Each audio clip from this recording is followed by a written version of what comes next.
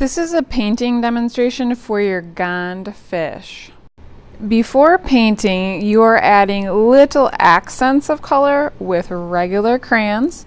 Remember, there are sharpeners if you need to sharpen the crayons a little bit.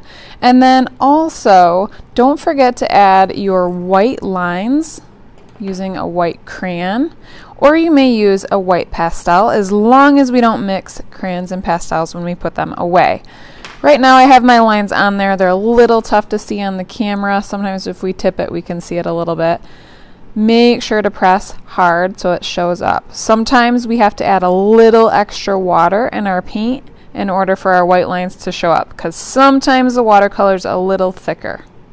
You may choose any colors of watercolors to paint in your gond fish. Here's a little suggestion when you're painting. If you're doing a larger area, you can press your brush down a little bit more than you would. If you're doing a little area, just use the tippy top of your brush, kind of like a ballerina on her tippy toes.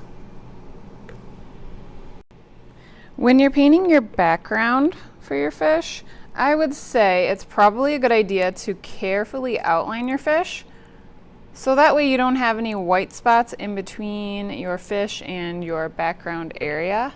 Kind of like we did with our radial flowers. We really took our time and we went around the flowers first, and then we can go and paint our background. And as you can see, my paint's being a little bit stubborn, so if you need to, get a little extra water on your brush before you add paint, and that will help for us to see our white lines.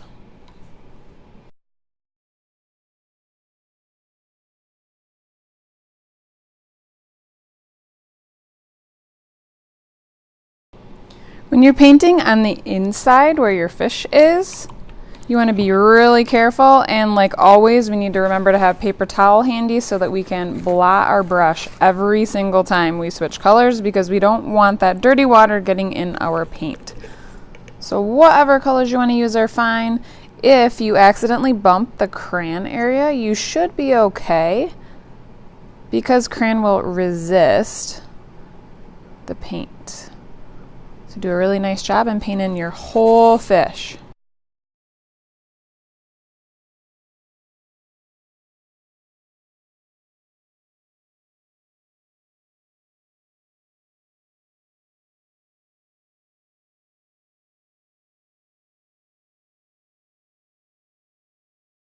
When you're done, place it on the drying rack.